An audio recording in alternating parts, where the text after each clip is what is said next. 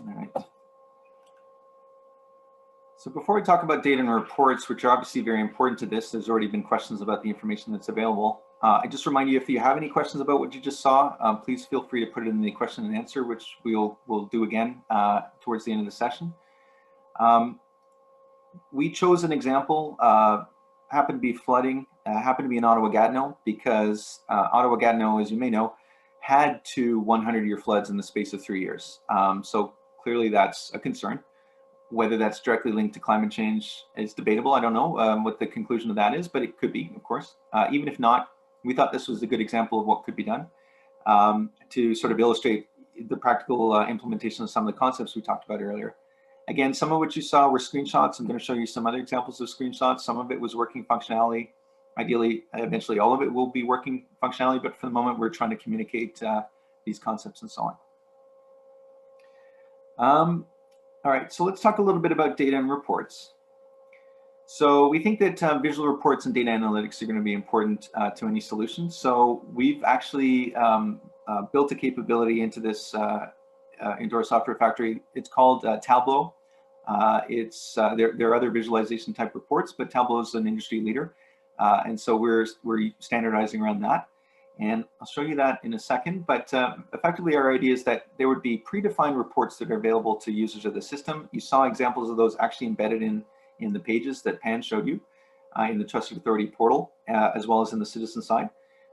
In addition, there is the ability for data scientists to use a tool called Tableau Desktop in this example, where they would actually be able to do more work with the data set. So the idea is that as data was coming in from other locations, maybe other government portals, maybe scientific research stations, maybe even from international partners, that more work could be done very quickly using these standard approaches to manipulate and modify the data and then make it available to the decision makers and to the people who need it.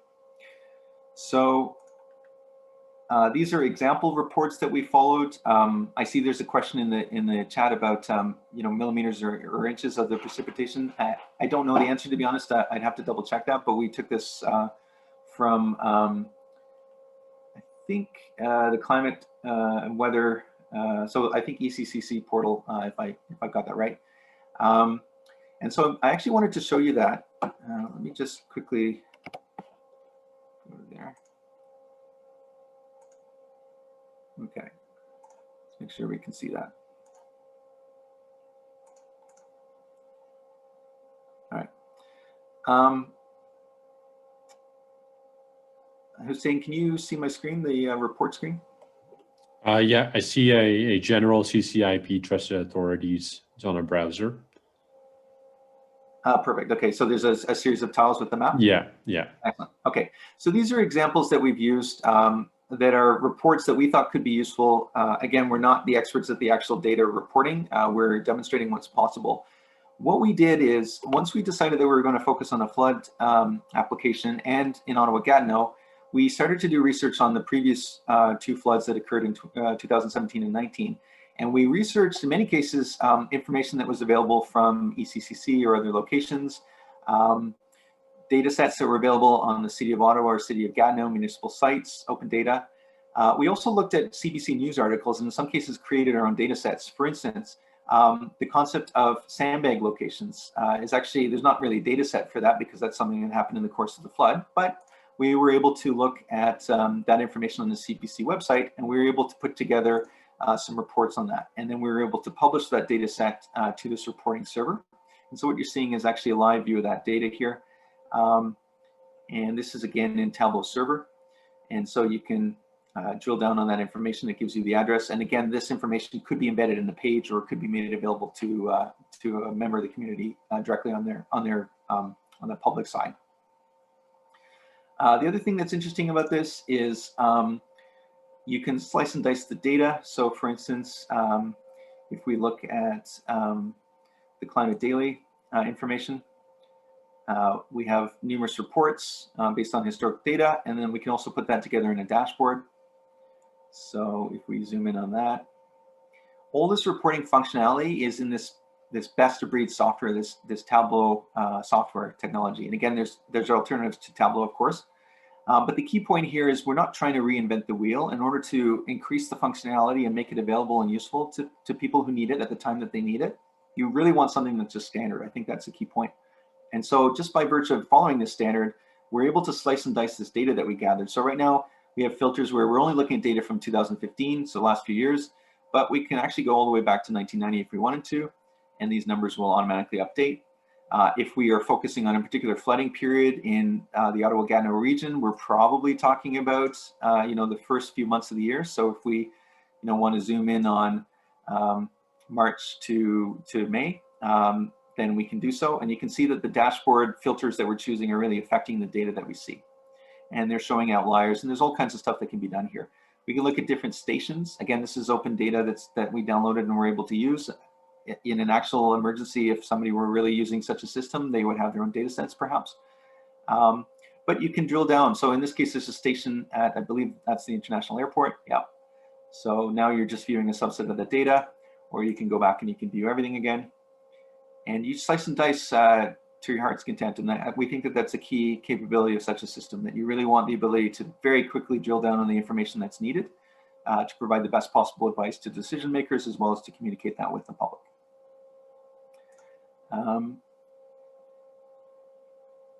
And the other thing I wanted to mention is the timeliness of the data and how to make it available. So we know that disasters and these impacts are a little unpredictable. Having said that, there's a concept of seasonal flooding in an area. So you could anticipate that you would get flooding in a certain time of the year in Canada, of course, and generally the same time of year.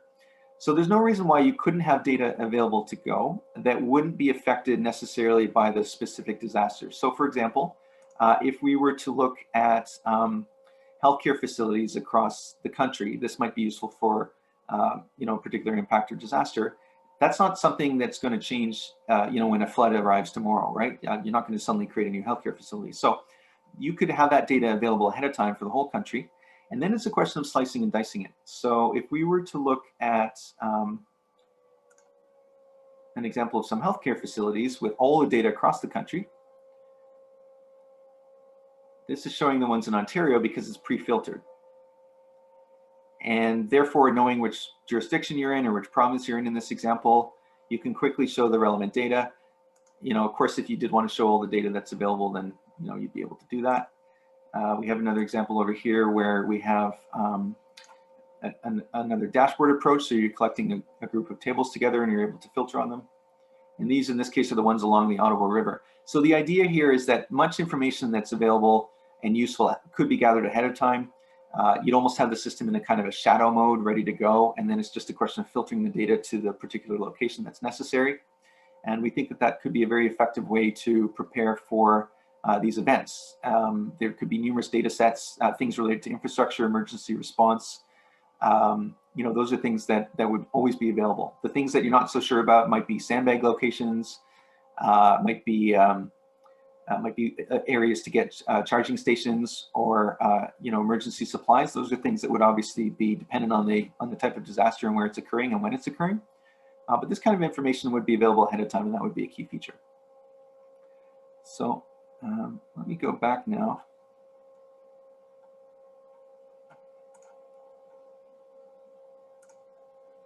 All right, so that's the idea behind visual reports and data analytics. Again, trying to use standards wherever we can. And I mentioned that you don't know certain things, so you wouldn't know the location of sandbags, you don't know the location of charging stations or emergency shelters. So we also have this concept of rapidly deploying new data sets. Again, we're building a software factory, so our concept is that you could generate a new data source really, really quickly, and we have a utility that does that. Effectively, it would take a commented delimited file, such as a list of sandbag locations, and it would quickly turn it into a set of codes so that you could have the data tables that Pan showed you. You could have the reports, examples that I showed you just now. This data could be uploaded into a database.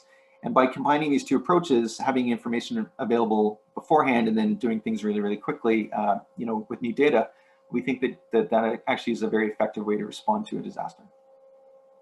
So right now we're showing you a lot of information. It's tabular. It could appear on a map. It could be stored in a database. Of course, it's also very useful to use satellite imagery. So let's talk quickly about that. Pan mentioned earlier an example that we have. We're working with Terra Aura Monitoring, a partner, to identify ways to use vehicle detection algorithms on satellite imagery to help with evacuation reports. So the concept here is using a detailed satellite image, in this case I think a worldview sample. You would have that algorithm to quickly say, you know, here are the trucks, here are the cars, these are the areas that are congested, and by doing this and by integrating this into the system as an example, this is a very useful piece of information potentially to somebody who's responding to a disaster. And so these are working algorithms that Terra Aura Monitoring has, and we are working with them to actually integrate this functionality into the prototype portal that we showed you earlier. And again, there are different ways to use it. This is a screenshot of a potential way we're exploring the best possible use of this information. This is a optical satellite image. There's SAR imagery, radar imagery, which could also be very useful, especially in a disaster, because obviously you might want to take a picture of the Earth during the night, or there could be a storm, of course. If we're talking about flooding, it might be a storm. So this functionality may be possible with SAR imagery as well. So there are other concepts that we haven't fully explored that we worked with students on, and we want to share some of them with you. Again, we've explored a lot of different territory, a lot of different things. We're working on the art of the possible to try to make the most useful possible solution to these problems we've identified. So some of these concepts that I'm going to show you still work in progress. First of all, there was a question earlier about where do we get the information from, and we mentioned that, well, actually it turns out that there's a lot of great information out there. So we thought, well, if there's a great information out there, could we use a kind of a search engine to go find this guidance, these recommended actions that a citizen could take? So the Master's Software Engineering Capstone course students at Arizona State University actually built an example search engine for us. The concept here is you could go and look at articles or events or blog posts that are available online, looking at certain keywords, in this case, climate breakdown, flooding, flood, sea level rise, you could choose. And it would go and gather from an existing data source that's been made available online, open data, with a lot of metadata attached to it, information about this material. We're able to then identify quickly information that could be relevant. So this is a concept that pretty interesting. It turned out to be very large sets of data, and it was able to surface some articles and events that were potentially useful. So we think that there's a concept of a search engine that would be effective to gather all this different information that's out there. It doesn't mean the search engine can necessarily recommend what the right information is. Again, we think that there have to be some kind of vetting process. Knowledgeable people, trusted authorities would have to be involved in that process. But this could at least be a useful starting point to gather a lot of the existing information that's out there.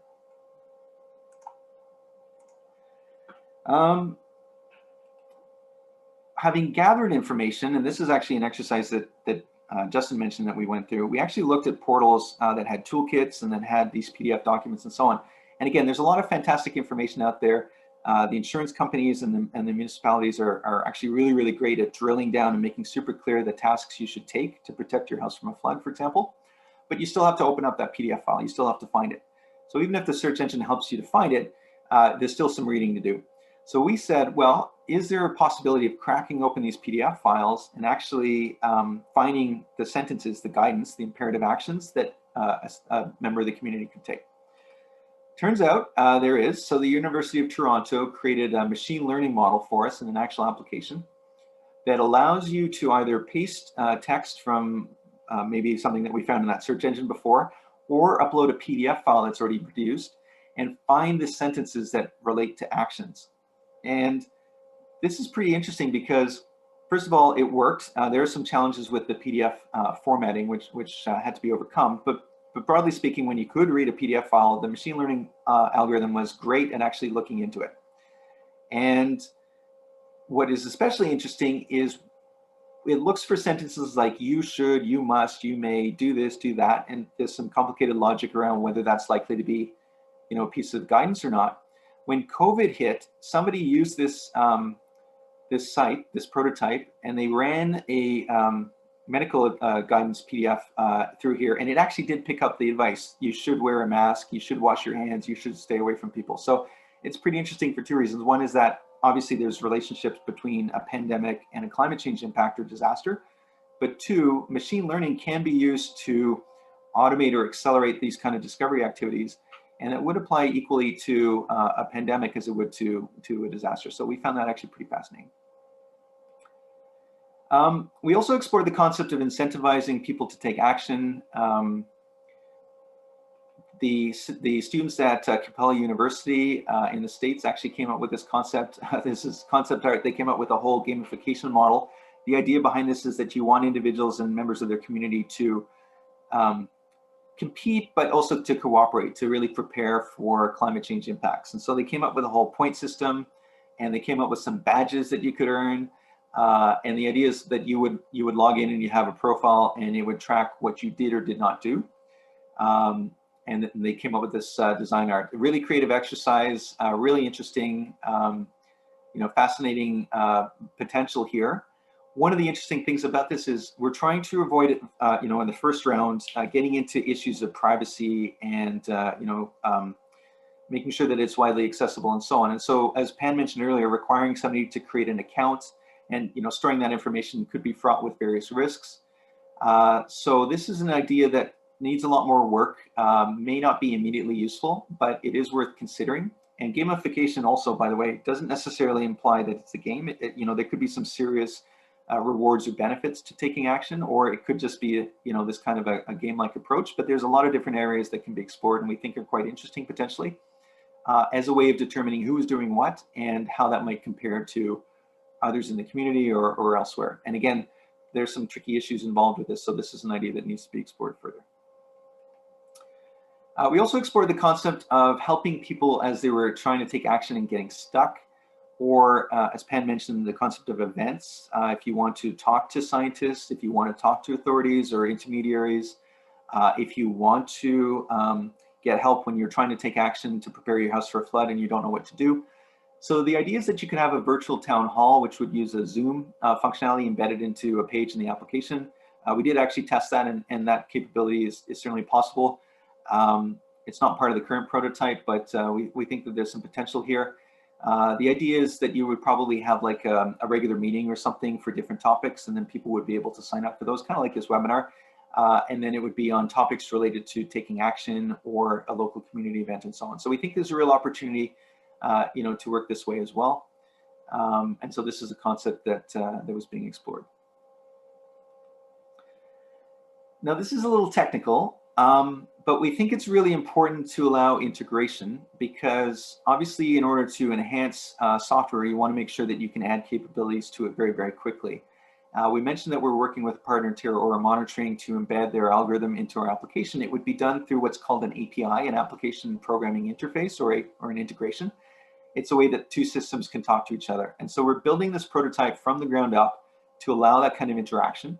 I mentioned earlier that we have this concept that we could very quickly add a new data set to the system. And so this is an example of that, where we're able to describe a new data set and integrate it, and then new functionality, new pages, new database tables, and so on, and reports would all appear in the system. And this is an idea of API integration. Doing it this way, although the access to it would have to be controlled, it could allow importing and exporting information. We expect that the trusted authorities probably already have portals. They probably already have tools that are needed for disasters. So this could be a way to gather some of that information that's relevant and bring it into this portal, or to go the other way.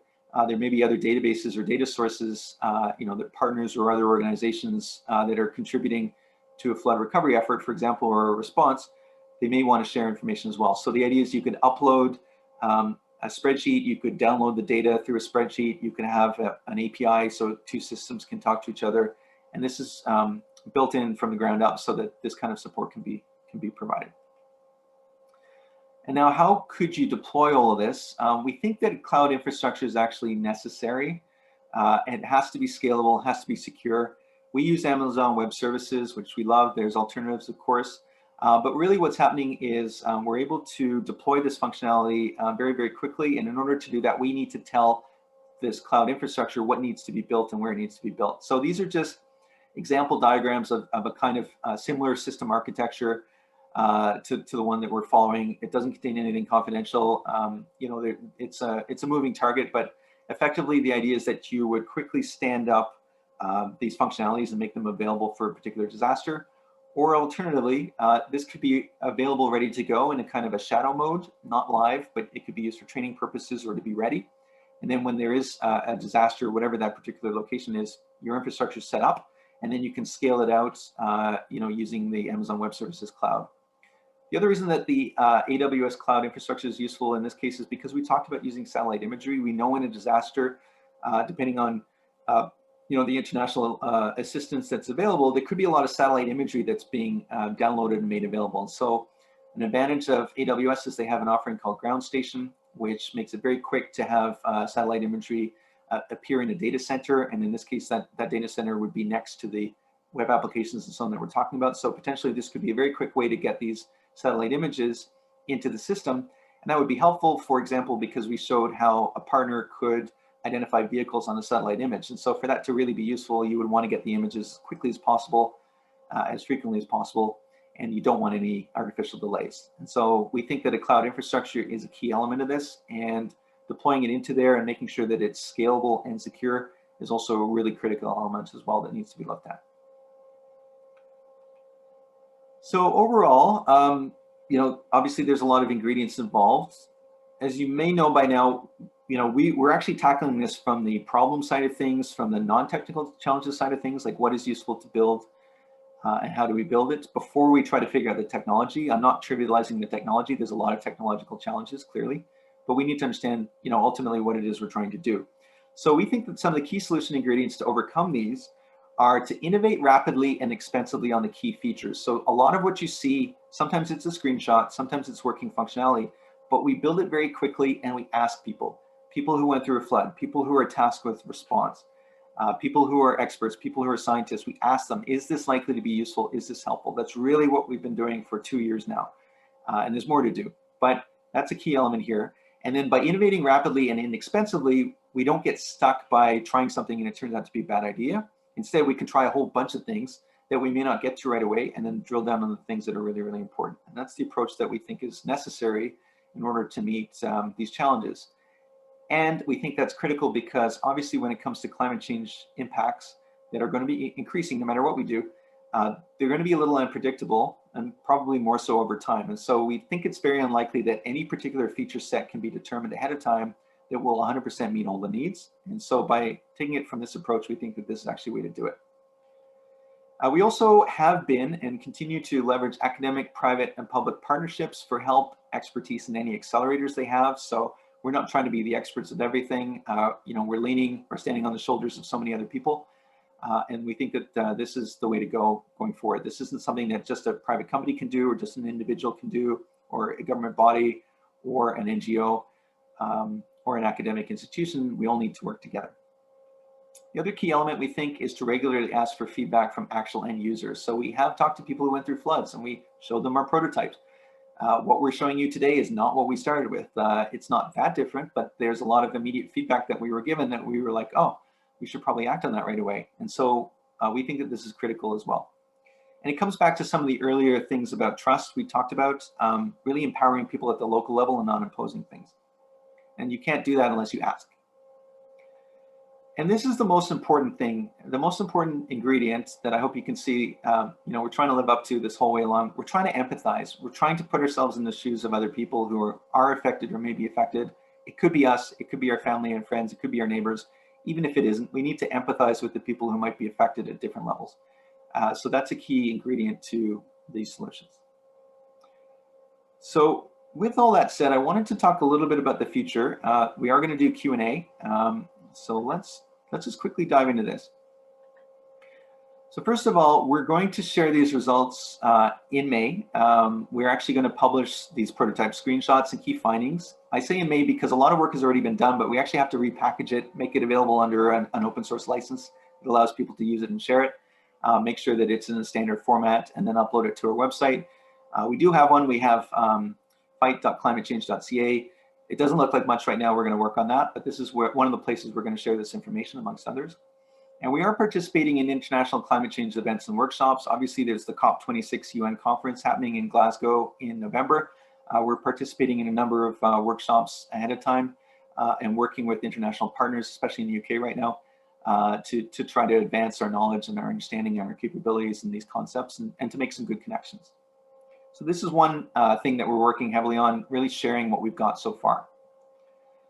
The other thing is we're going to continue our development. So I mentioned at the beginning, if you're wondering why a software company is tackling it this way, we are building a software factory technology. Pan mentioned that earlier as well. I showed you an example of how we could quickly get a data set and build an application. So this is something that these capabilities, we're advancing them as we go. And we're bootstrapped. So we're self-funded. We don't get paid to do this. We're trying to bring this technology and this effort wherever we can from our day jobs and apply it to this climate change research project, which is so very important to us. And we're going to continue to do that. We are going to continue to integrate partner capabilities into our prototype. We are going to do more academic projects. We are exploring issues of trust more. Citizen science prototype, now we're going to call that community science prototype. That's something we're going to explore. We do hackathons to get new concepts and ideas, and there's actually one we're going to do this summer, again with Ontario Tech University. Ultimately, we would like to take this idea further than it currently is, than we can at the moment, because again, we're bootstrapped. So we're looking for sustained funding to make this production ready. So some of what you saw is working. The overall solution is not ready to go yet, and we think we could accelerate that by having sustained funding so we could allocate full-time resources on this and have a more predictable roadmap and schedule. So I'm just going to ask for that kind of help. I'm not shy about asking if there's somebody on the call who is aware of a project that could make funding available. Let's talk about that. We'll give you some contact information later. If you're a prospective partner and you're on such a project and you think that we can contribute in some way, please let us know. We'd love to advance this as far as we can, as quickly as we can. But even without it, we're going to continue to chip away at these problems and sharing our knowledge. So with